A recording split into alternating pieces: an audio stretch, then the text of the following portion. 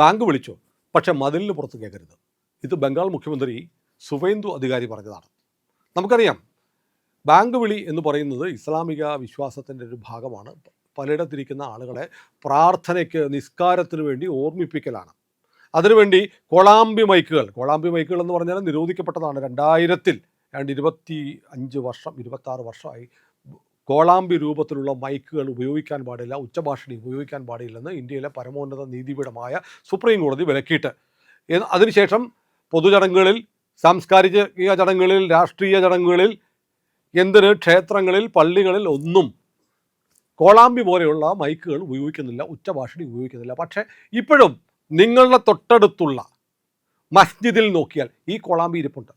Supreme കോടതിയുടെ നിയമം, നിരോധനം ബാധകമല്ലാത്ത തരത്തിലേക്ക് ഇസ്ലാം വളർന്നല്ലോ. അതുകൊണ്ടാണല്ലോ ദൈവനാമത്തിൽ സത്യപ്രതിജ്ഞ ചെയ്യാം എന്ന് പറഞ്ഞാൽ അള്ളാഹയുടെ പേരിലാകാം, അയ്യപ്പൻ്റെ പേരിലാകാൻ പാടില്ല എന്ന് ഇപ്പോഴും കോടതികൾ പറയുന്നത്. അങ്ങനെയാണ്. കാരണം മുസ്ലിമിൻ്റെ വിഷയം വരുമ്പോൾ വലിയ പ്രിവിലേജാണ്. ഞാൻ നിങ്ങളെ ഒരു വാചകം കേൾപ്പിക്കാം. നമ്മുടെ നാട്ടിലെ കെട്ടിടങ്ങൾക്ക് മുകളിലൂടെ ബാങ്ക് വിളി മുഴങ്ങേണ്ടതില്ല, അതിനിവിടെ സ്ഥാനമില്ല. ഈ നാട്ടിലൂടെ നടക്കുമ്പോൾ ഇസ്ലാമാബാദിൽ, പാകിസ്ഥാൻ്റെ തലസ്ഥാനമായ ഇസ്ലാമാബാദിൽ എത്തിയോ എന്ന് നിങ്ങൾക്ക് തോന്നുന്ന അവസ്ഥ ഉണ്ടാവരുത്.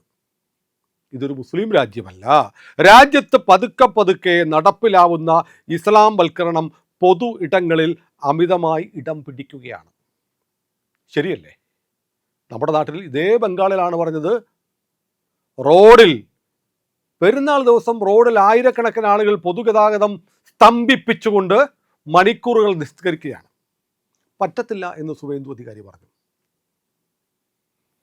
അപ്പോൾ ചിലരൊക്കെ ചോദിച്ചു, നിങ്ങളുടെ പെരുന്നാളിന് നടക്കുന്നില്ലേ? പെരുന്നാളിന് ഉത്സവങ്ങൾക്ക് ഘോഷയാത്ര പോകുന്നില്ലേ? അത് പൊതുഗതാഗതം സ്തംഭിച്ചുകൊണ്ടൊന്നുമല്ല, അത് ആ വഴി കടന്നു പോവുകയാണ്. സുപ്രീം കോടതി നിശ്ചയിച്ചിരിക്കുന്ന തരത്തിലുള്ള മാർഗനിർദ്ദേശങ്ങൾ പാലിച്ച് റോഡിൻ്റെ ഒരു സൈഡിലൂടെ മാത്രമാണ് പോകുന്നത്. ഗതാഗതം മുടങ്ങുന്നില്ല. ചെറിയ ഇഴച്ചിലൊക്കെ ഉണ്ടാകുമായിരിക്കും. സമ്പൂർണ്ണമായി വിലക്കിക്കൊണ്ട് ഹിന്ദുക്കളുടെയും ക്രിസ്ത്യാനികളുടെ ആഘോഷമൊന്നും നടക്കുന്നില്ല, ഉത്സവങ്ങൾ നടക്കുന്നില്ല. എന്നാൽ റോഡ് മുഴുവൻ ഉപരോധിച്ചുകൊണ്ട് നിസ്കാരം നടത്തുന്നത് നമ്മുടെ നാട്ടിലും വ്യാപകമായിരിക്കുന്നു. എവിടെ നോക്കിയാലും ഒരു പ്രദേശത്ത് 5-6 മസ്ജിദുകളുണ്ടെങ്കിൽ ഇവിടെ നിന്ന് വരുന്ന ഉച്ചഭാഷണിയിലൂടെ വരുന്ന ബാങ്ക് വിളി അരോചകമാണ്.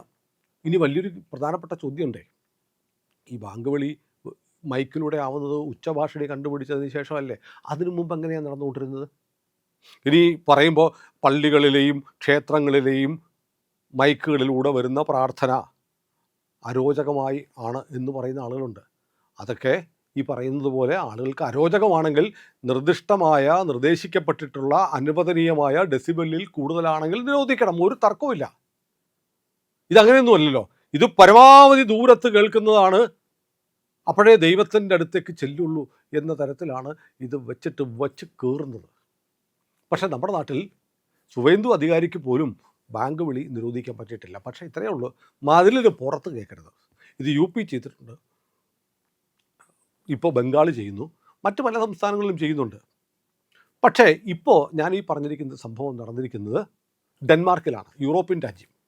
യൂറോപ്യൻ രാജ്യമായ ഡെൻമാർക്കിലെ എമിഗ്രേഷൻ മന്ത്രി മോർട്ടൻ ബോട്സ്കോവ് പറഞ്ഞ വാചകമാണ് ഞാൻ നേരത്തെ വായിച്ചത്. നമ്മുടെ നാട്ടിലെ കെട്ടിടങ്ങൾക്ക് മുകളിലൂടെ ബാങ്ക് വിളി ഉയരാൻ പാടില്ല. ഈ ഡെൻമാർക്ക് മറ്റൊന്നുകൂടി ചെയ്തിരുന്നു, മുഖം മൂടി നടക്കുന്ന വസ്ത്രധാരണം. ഇപ്പം അങ്ങനെ അറിയില്ല, ഈ വെളുപ്പാങ്കാലത്തൊക്കെ റോഡിൽ കൂടെ പോയി കഴിഞ്ഞാൽ ചില ആളുകൾ നടന്നു പോകുമ്പോൾ മൊത്തം കറപ്പ്, മുഖം ഒന്നുമില്ല. ഞാൻ ഈ ചമ്പ്രവട്ടം പാലം വഴി ഡ്രൈവ് ചെയ്ത് കോഴിക്കോട്ട് പോകാറുണ്ട്. അപ്പോൾ ആ പൊന്നാനി ഭാഗമൊക്കെ എത്തുമ്പോൾ അതിരാവിലെ നമ്മൾ കോഴിക്കോട്ട് ഒരു 10 മണിക്ക് എത്തണമെങ്കിൽ പുലർച്ചെ വണ്ടി ഓടിച്ച് പോകുമ്പോൾ റോഡിൽ വലിയ വെളിച്ചമൊന്നും ഉണ്ടാകത്തില്ല. പെട്ടെന്നായിരിക്കും ഈ വേഷം ധരിച്ച കുറേ ആളുകൾ റോഡ് ക്രോസ് ചെയ്യുന്നത്. നമുക്കൊന്നും കാണാൻ പറ്റില്ല, പേടിച്ചു പോകും. 2 തരത്തിൽ പേടിച്ചു പോകും. ഒന്ന്, പെട്ടെന്ന് റോഡിൻ്റെ ഒരു വശത്ത് നിന്ന് മൊത്തം കറുത്ത് മൂടിയ ഒരു രൂപം എടുത്ത് ചാടുമ്പോൾ നമ്മളിങ്ങനെ വെളുപ്പാങ്കാലത്ത് ഒരു പ്രത്യേക അവസ്ഥയിൽ ഇങ്ങനെ വണ്ടി ഓടിച്ചു പോകുമ്പം മുന്നിൽ ചാടുമ്പോൾ ഒന്ന് ഭയക്കും. രണ്ടാമത് സംഭവിക്കുന്നത് എന്താണ്? വളരെ പെട്ടെന്ന് മുന്നിലോട്ട് ചാടിയാൽ വണ്ടി ഇടിച്ചാലോ എന്തായിരിക്കും? നമ്മൾ പെട്ടുപോയി, നമ്മുടെ പണിക്കുറ്റം തീരും. നമ്മുടെ വണ്ടിയെ വന്നിടിച്ചാലും നമ്മൾ തല്ലുകൊള്ളുന്ന അവസ്ഥയാകും. അപ്പോൾ നമ്മുടെ രാജ്യത്ത് ഇപ്പോൾ പരീക്ഷകൾ എഴുതാൻ മുഖം മൂടി വരുന്നവരുണ്ട്, വോട്ട് ചെയ്യാൻ മുഖം മൂടി വരുന്നുണ്ട്. തെരഞ്ഞെടുപ്പ് നിയമത്തിൽ മുഖം മറച്ചിരിക്കുന്ന ഈ മറ മാറ്റി അവരുടെ ഐഡൻറ്റിറ്റി വെരിഫൈ ചെയ്തതിന് ശേഷം മാത്രമേ വോട്ട് ചെയ്യിക്കാൻ പാടുള്ളൂ എന്നു നിയമമുണ്ടെങ്കിലും ഈ കേരളത്തിൽ പോലും എന്ന് പറയേണ്ട കേരളത്തിലാണ് നടക്കുന്നില്ല, നടത്താൻ സമ്മതിക്കില്ല. അപ്പോൾ ആമിന എന്ന പേരും ഉള്ള ID കാർഡ് വെച്ചിട്ട് പാത്തുമ്മയായിരിക്കും വോട്ട് ചെയ്യുന്നത്. ആമിന ചിലപ്പോൾ ഗൾഫിലായിരിക്കും. മുഖം നോക്കി വെരിഫൈ ചെയ്യാൻ പറഞ്ഞാൽ മതവികാരം വ്രണപ്പെടും. ഇങ്ങനെയാണ്. പക്ഷേ യൂറോപ്യൻ രാജ്യങ്ങൾ അങ്ങ് നിരോധിച്ചു. ഡെൻമാർക്ക് ഇപ്പോൾ അതിൻ്റെ വഴിയിലാണ്. ഡെൻമാർക്കിലെ പ്രധാനമന്ത്രി മെറ്റ ഫ്രെഡറിക്സൺ കടുത്ത കുടിയേറ്റ വിരുദ്ധനാണ്. കുടിയേറ്റം ഒന്നും പറ്റില്ല. ഈ രാജ്യത്തിൻ്റെ ഐഡൻറ്റിറ്റി, ഈ രാജ്യത്തേക്ക് വലിയ തോതിൽ ഇസ്ലാമിക കുടിയേറ്റം ഉണ്ടാവുന്നു. അത് രാജ്യത്തെ ഡെമോഗ്രാഫി, ജനസംഖ്യ മാറ്റുന്നു. ഞങ്ങൾ ഡെൻമാർക്കുകാർ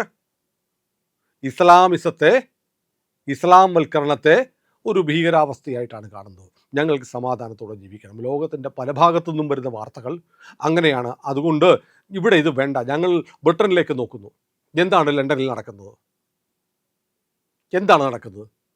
ബിഗ് ബെന്നിൻ്റെ താഴെ, പ്രശസ്തമായ ക്ലോക്കാണല്ലോ ബിഗ് ബെൻ, അതിൻ്റെ താഴെ 10,000-കണക്കിന് ആളുകൾ കൂടി നിന്ന് വലിയ ഉച്ചഭാഷണികളിലൂടെ നടത്തുന്ന പ്രാർത്ഥനകൾ, ഗതാഗതമൊക്കെ സ്തംഭിച്ച് ബ്രിട്ടനെ കീഴടക്കി കഴിഞ്ഞു ഇസ്ലാം. ഇത് കണ്ട് ഭയചകിതരായ പല രാജ്യങ്ങളും, പോളണ്ട് പോലെയുള്ള രാജ്യങ്ങൾ, ഡെൻമാർക്ക് പോലെയുള്ള രാജ്യങ്ങൾ കടുത്ത നിലപാടെടുക്കുകയാണ്. കാരണം എവിടെയൊക്കെ ഈ അധിനിവേശം നടന്നിട്ടുണ്ടോ അവിടെയൊക്കെ ഇതാണ് അവസ്ഥ.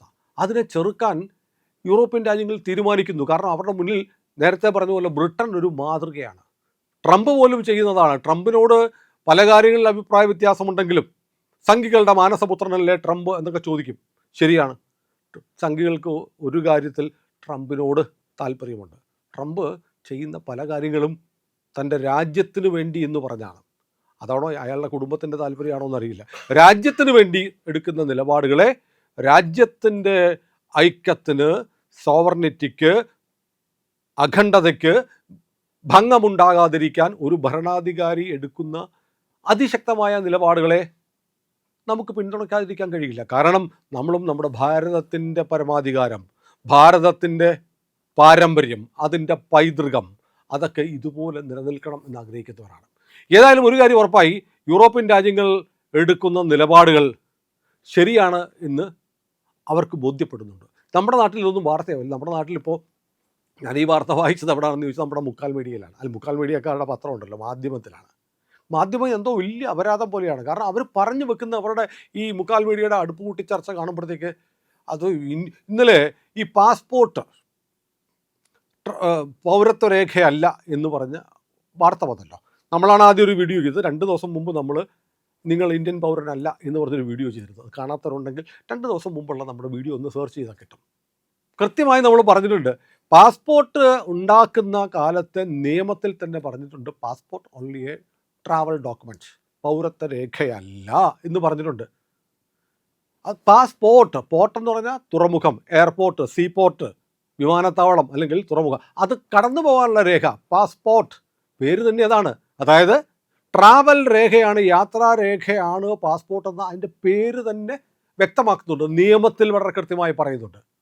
പാസ്പോർട്ട് നിയമത്തിൽ വളരെ കൃത്യമായി ഇതൊരു യാത്രാ രേഖയാണ് എന്ന് പറയുന്നുണ്ട്.